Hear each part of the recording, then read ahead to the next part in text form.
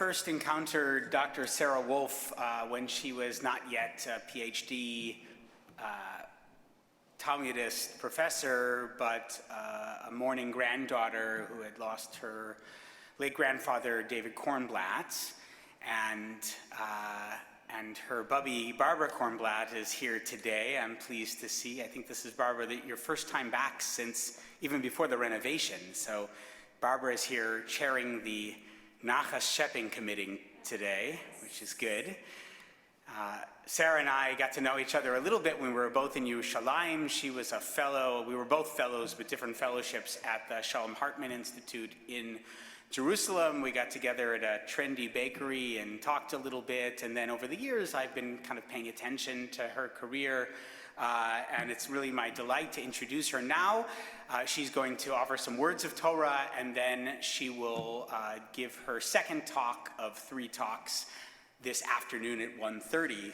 Dr. Sarah Wolf, her research focuses on legal textual cultures in Rabbinic Judaism. Her dissertation was the Rabbinic Legal Imagination, Narrativity, and Scholasticism in the Babylonian Talmud. Her current book project examines the construction of emotions as legal categories in Rabbinic literature. Dr. Wolf received her PhD from Northwestern University and her BA in literature from Yale. She is also, as I said, has a history at the Shalom Hartman Institute, and currently she is on their faculty in their North American work. It's really my honor to invite Dr. Sarah Wolf to the Bima to offer some words of Torah, and then this afternoon at 1:30 after Kiddush lunch, Sarah will be teaching about shame, the second of these 3 emotions that she's exploring. Please.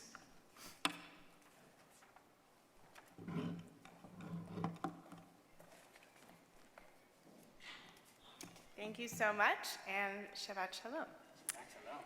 So, as we've heard, this Shabbat is one of the 4 special Shabbatot leading up to Pesach, and those special Shabbatot are connected with the Jewish calendar of months, but are not connected with the regular cycle of Torah readings.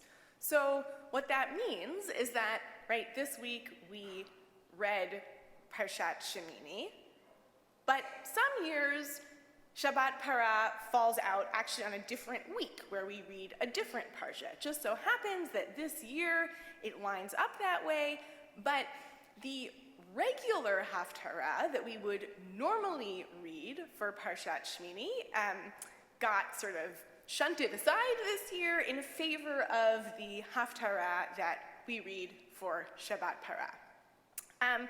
But I'm going to talk a little bit about the regular Shemini Haftarah anyway. You can just think of this as a prophetic intertext that I'm bringing in, if you like. But as is often the case, the regular Haftarah for this Shabbat is thematically connected to the Parsha. So I want to talk about it because I think some of the themes that come up in the regular Shemini Haftarah actually help us understand some of what's going on in the Parsha, and also raise some of the questions that we're going to talk about more in my talk after lunch. So what are these thematic connections? So there's one kind of big obvious one, and for those of you who like to follow along in the commentary in the Eitz Chaim, you don't even need me to tell you this. At the beginning of Parshat Shemini, as we heard, we learn about the deaths of the priest Aaron's 2 sons, Nadav and Avihu, and there's a very similar story at the beginning of the regular Haftarah, which comes from the 6th chapter of Shmuel Bet. So the Eitz Chaim says this, if you still have your Chumash, it's on page 644, right, that there's a striking symmetry of the 2 readings. The Parsha first celebrates the dedication of the tabernacle and then records the death of Nadav and Avihu when they brought alien fire into the shrine. Correspondingly, the Haftarah initially describes the transport of the ark to Jerusalem, and then notes the abrupt death of a character named Uzzah when he reaches out to grasp the holy object. Okay, so both the Torah portion and this Haftarah, the beginning of the 6th chapter of Shmuel Bet, describe the deaths of somebody who made an error in a holy place, right? Either bringing a sacrifice that God didn't want, or touching the ark of God, right? They've done this kind of transgression, and they die. But I want to argue that the connection between Parshat Shmini and this selection from Shmuel Bet actually goes deeper than that. And I want to talk a little bit about an incident that happens at the end of the 6th chapter of Shmuel Bet that we didn't hear today, and so I'll tell you a little bit about it. So King David is in the process of bringing the Ark of God to Jerusalem, and he's very excited that this seems to be going well, and he starts dancing. And he's dressed in an ephod bad, a linen ephod, which, as we'll see, presumably is kind of a scanty garment that he's wearing. Okay, so we have this sort of attractive young king whirling around in his scanty garment. People are singing and they're dancing, and we read that as he comes into town, his wife, Michal, looks out the window and sees him, and the pasuk says, the verse says, "Vatibez lo beliba." She despised him in her heart. She does not like this. Okay, so he comes into town, he does all of his setting up, and he offers his sacrifices, and finally he goes home to greet his wife and his household. And his wife, Michal, comes out to meet him and says, "Ma nichbad hayom melech Yisrael." Oh, the king of Israel really did himself honor today. Okay, this is, if you're ever wondering if there's sarcasm in the Bible, right here. And she says, exposing himself in the sight of the slave girls of his subjects as one of the riffraff might expose himself. She is totally disgusted by David's behavior. And David responds to Michal, basically saying, "I'll do whatever I want. I'll dance before the Lord and dishonor myself even more and be low in my own esteem. And among the slave girls you speak of, I will be honored." He says, basically, leave me alone. I'm going to do what I want.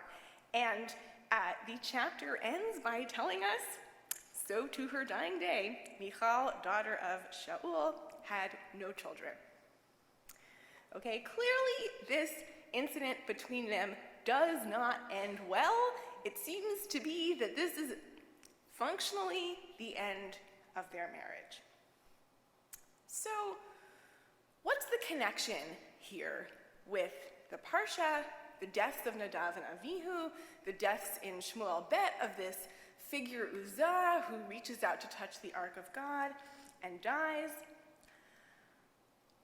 I want to suggest that in all of these incidents, and I would add in Parshat Shmini, also the laws of kashrut and the purity laws that we read about in this week's triennial cycle, the Tanakh is trying to address questions of what happens when a person commits a transgression that, by breaching a boundary, causes shame or disgrace to themselves, to other people around them, or maybe even to God. And I want to further suggest that the Tanakh addresses what to do in some but not all of those cases, right? It's very clear when the Tanakh is talking about shame or disgrace when it comes to ritual matters, right? Let's say Nadav and Avihu, who are in some way disgracing the sanctity of the Mishkan by doing the wrong thing. There's a solution, which is divine punishment, right? They're going to die. That's it. That's the end of it. Even in terms of questions like kashrut, right? And I think that there is really a sense of, in the laws of kashrut, right, there's a word in Parshat Shmini that is translated in the Eitz Chaim as abomination, but the word sheketz, right, I would say it also has sort of a connotation of something that's disgusting, something that's degrading. And the Torah is really attempting to draw a very clean line, which is, it's disgusting, it's degrading, don't do it, just stay away. It's a very clear yes or no. But I think when it comes to this interpersonal question of shame that happens in this interaction between David and Michal at the end of the 6th chapter of Shmuel Bet, there's not a clear answer of what should have been done, right? We just sort of have this kind of sour taste at the end of Michal rebuking David sarcastically, David kind of responding dismissively, and it ends with no reconciliation, no resolution. So in rabbinic law, laws that are established many hundreds of years after the text of the Torah and the Haftarah, shaming somebody else is one of 5 categories of damages that the rabbis say you can sue somebody for in court.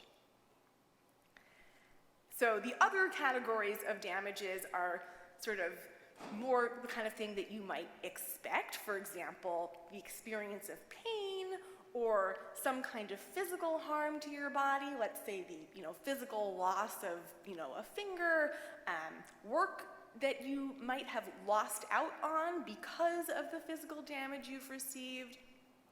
Medical expenses is the 4th, and shame is the 5th. But interestingly, the rabbis want to connect each of these 5 categories of tort law back to a verse in the Torah. And the one category that kind of has the weakest link back to a verse in the Torah is the category of shame, of shaming others. All the other 4 categories, it's pretty easy to see.